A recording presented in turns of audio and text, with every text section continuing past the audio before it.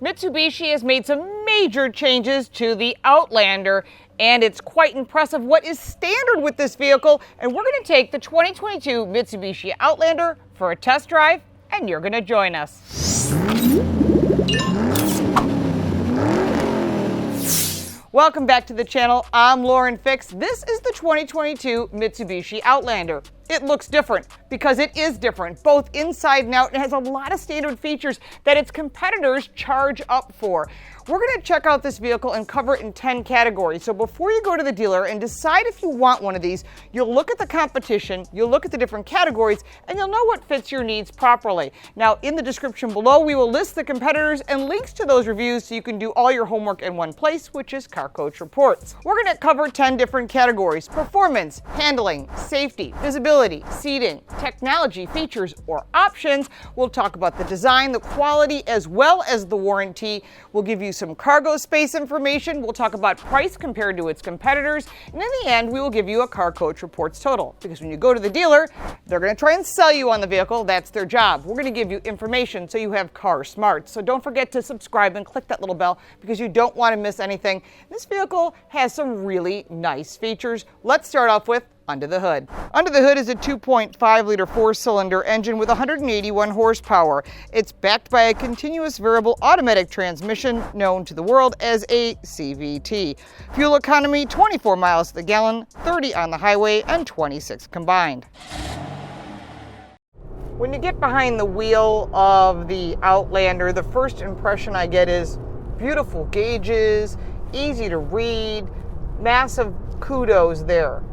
But as you drive it along in your normal driving mode, because we're not driving in Eco, we're going to test it in a normal mode because that's the way you're most likely going to drive it, we'll start to see some things that stand out. First thing you're going to note is 0 to 60 time is 9.7 seconds. Can you feel how long this takes?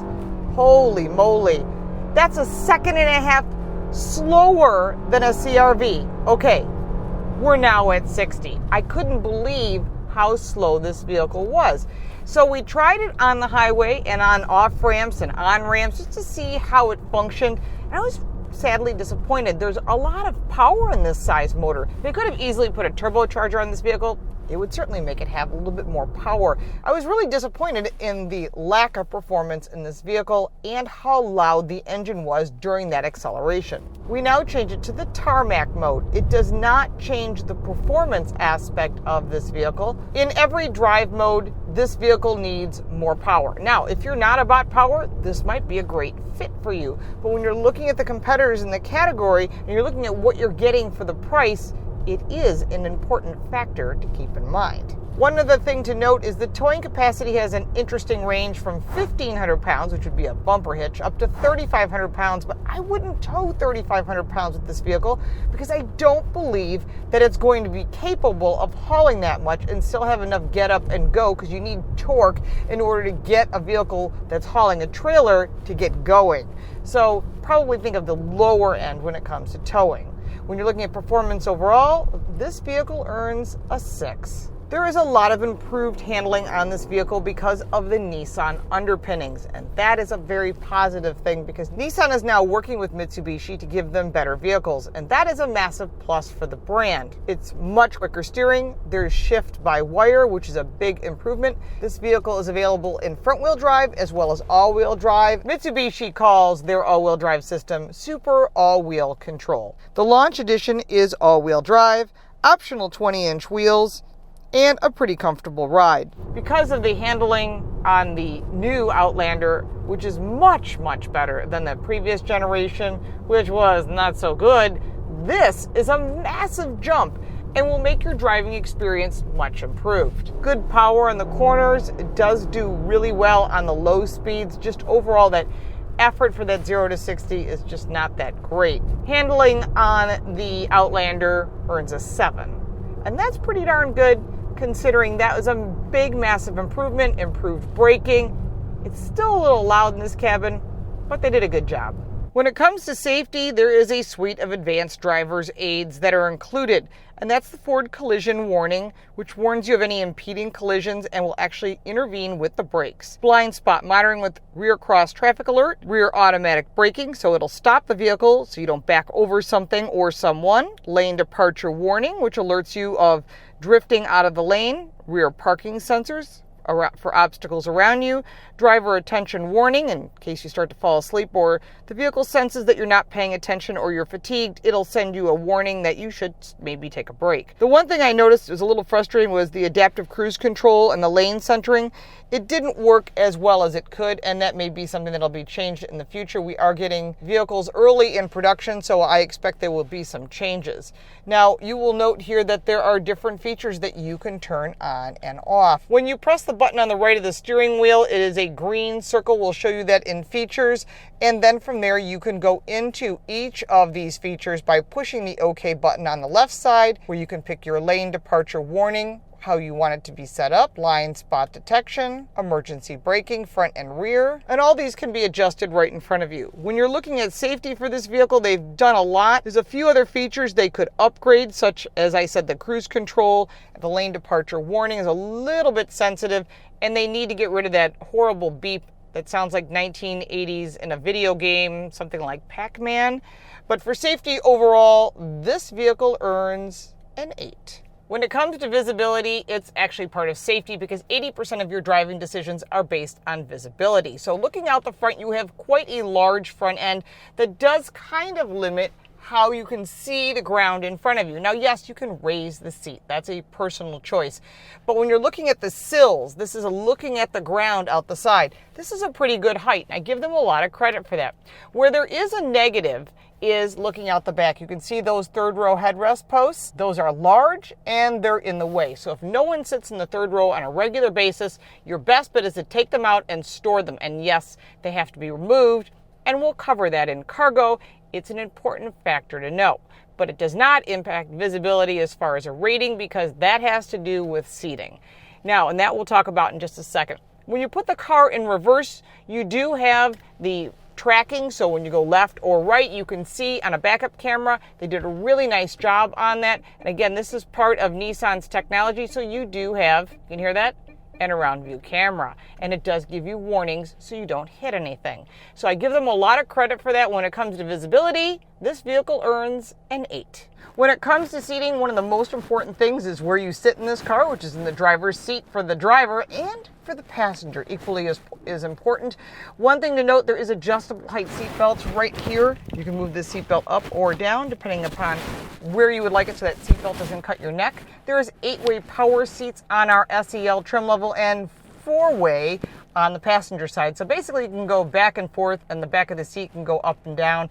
That's it. There's very few options on the passenger side, so if you're going on a long road trip and someone's always switching drivers, that's an important feature to note. There's only lumbar on the driver's side.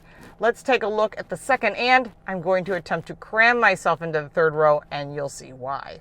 Coming around to the second row, it's important to note these bench seats are really high, and if you're not careful, you can see you're going to clip your head on the roof. And so it's important that if you're sitting here or you've got people that are tall that sit in the second row, they are aware of that.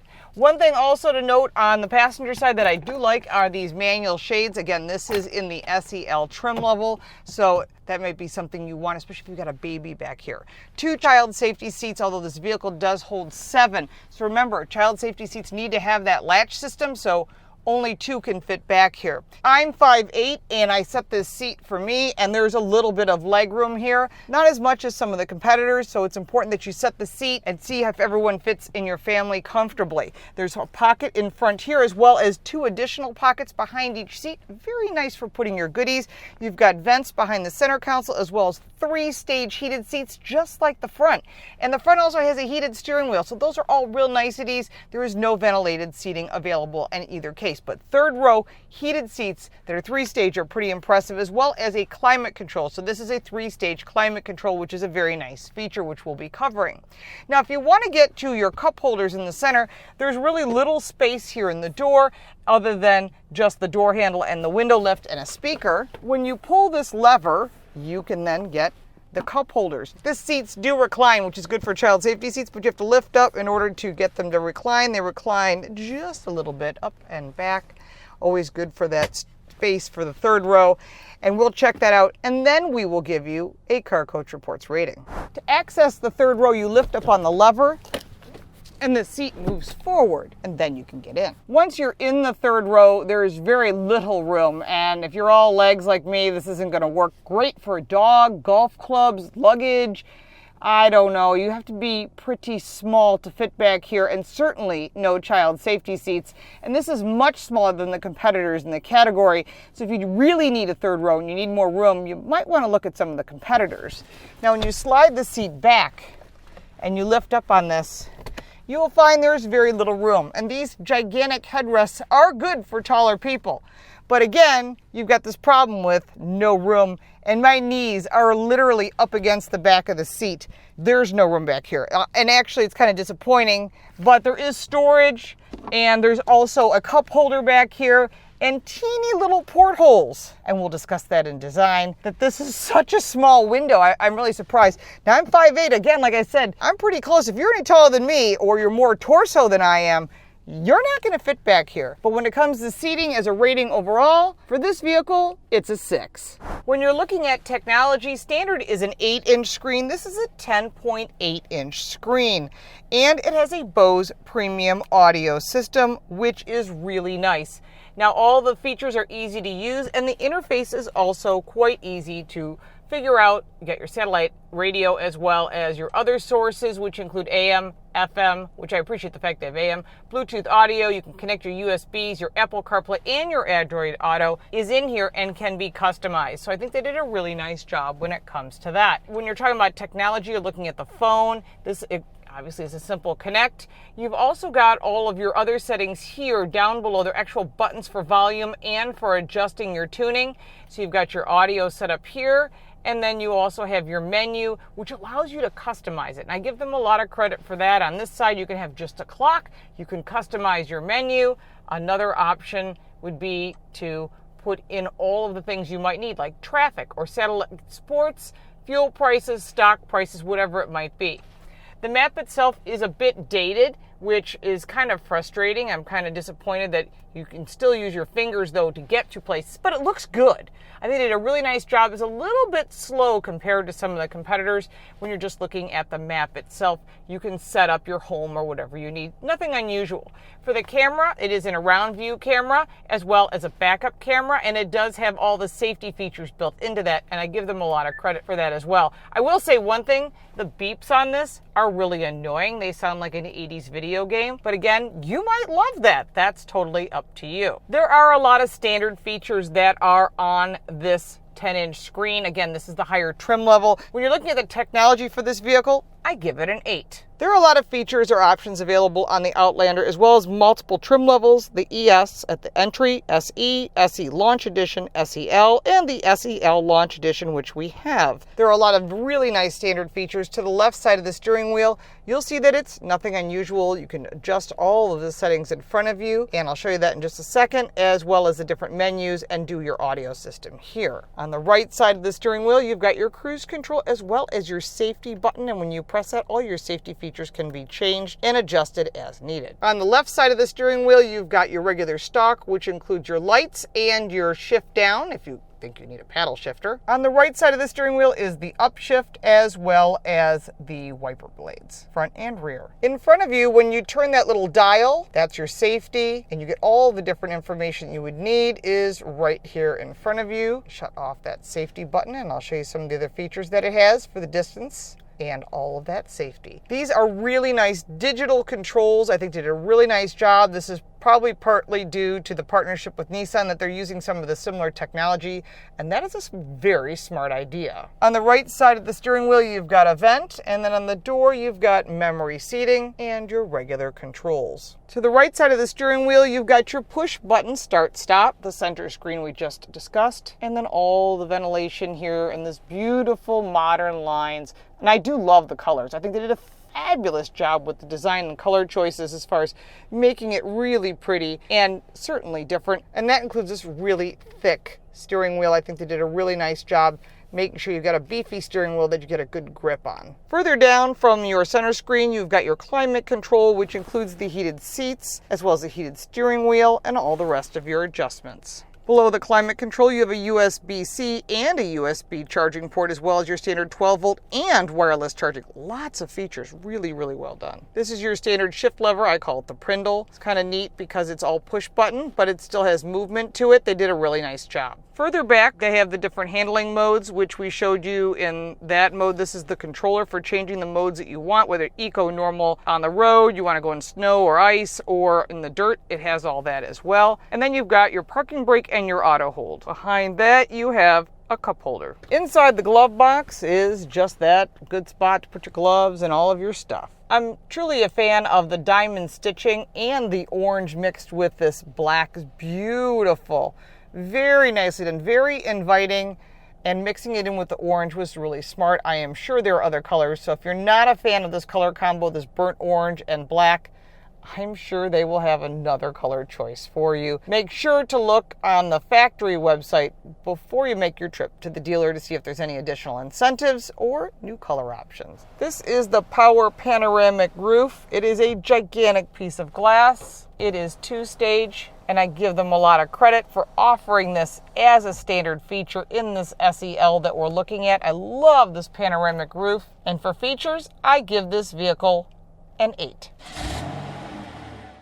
When you're looking at the design of the Outlander, it's really impressive. There are some major changes. You've got the Outlander spread out here. It almost looks like a Land Rover type effect that they're getting with spelling out the letters in a certain font. Looks kind of similar. You got your Mitsubishi logo and this what appears to be a grille, but it isn't. It's just an accent piece. Going further down, you've got your camera and all of your safety features and a very small vent here, as well as a radiator support here. One of the things you will note is the stacked headlights that are LED, as well as your turn signals. It's a very futuristic look. I actually like it. I think they did a nice job making it modern and updated. They needed to make some major changes for Mitsubishi. They had some struggles in the past, but now they've partnered even closer with Nissan, and they've even moved their headquarters in the U.S. to the same location, which is Tennessee. Their way they can partner in with some of the design and some of the platform information that includes the underpinnings like we talked about when it comes to handling. Our test vehicle is a top trim line. It has 20-inch alloy wheels on all-season tires. Some of the additional design details you might note is this body line that curves and moves all the way to the back. Gives it a very long, sleek appeal, and it makes the vehicle look bigger than it is.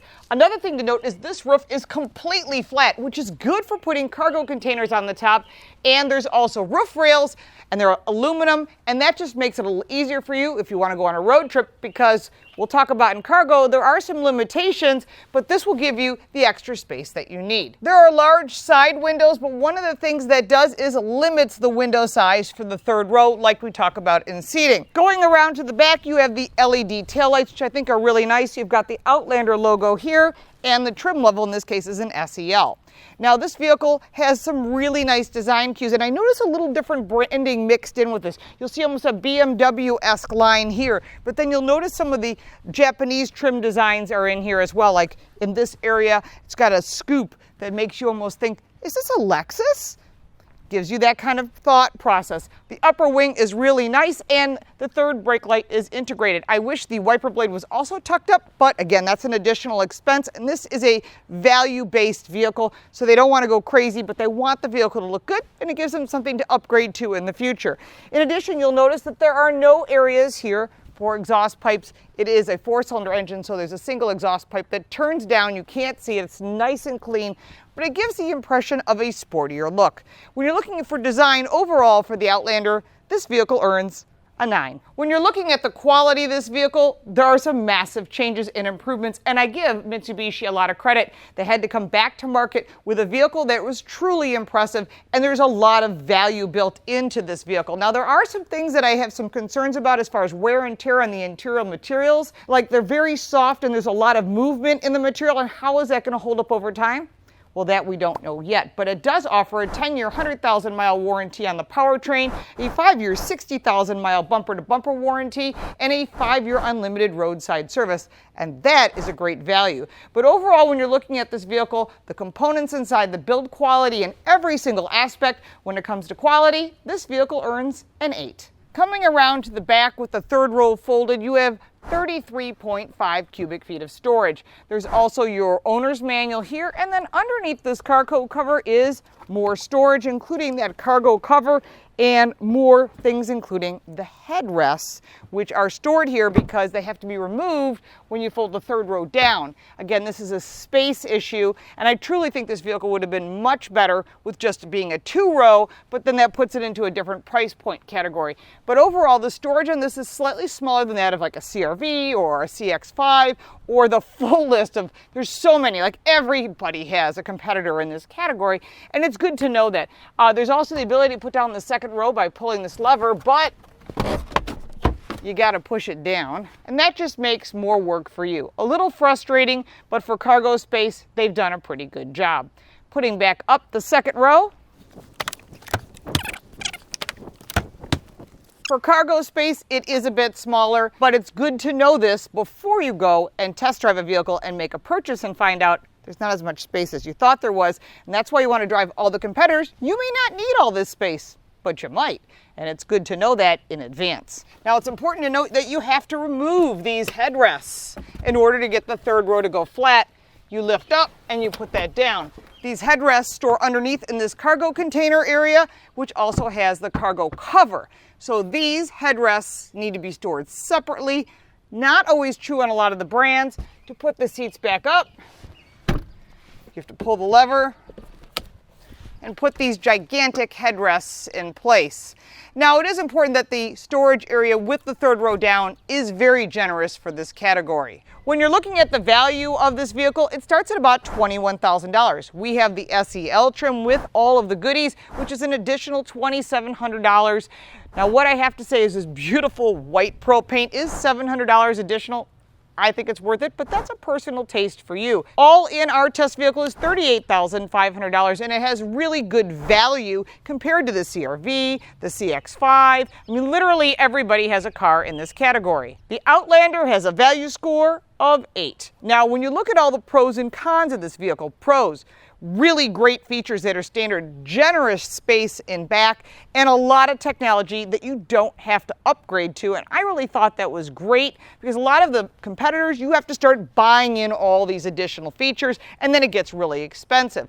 On the negative side, the third row is pretty much useless unless you put a dog or some golf clubs or luggage back there, and it's low on power. When you total up all 10 categories with the pros and the cons, the 2022 Mitsubishi Outlander earns a 77. That's pretty good. Now, I know we didn't have very much time together today, but if you have any additional questions about this vehicle that I didn't answer, put it in the comments down below. I will be more than happy to get you an answer. If you got value from this video, make sure to like it and share and subscribe because you don't want to miss anything. If you're looking for more information on this vehicle, check out our website, which is Car Coach Reports. It's in English and Spanish, and we have other contributors who have also reviewed this vehicle, and you can get all your opinions and make it a lot easier for you, both written and in video. We'll be putting out more information on Mitsubishi and a lot of the new developments. They've got a lot of new product coming on the market as they extend their relationship with Nissan, and we'll be putting that on our social media on all platforms, literally at Lauren Fix.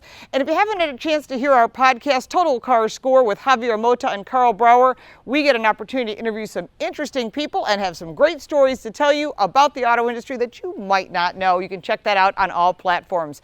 Thank you so much for watching, and we'll look forward to seeing you next time.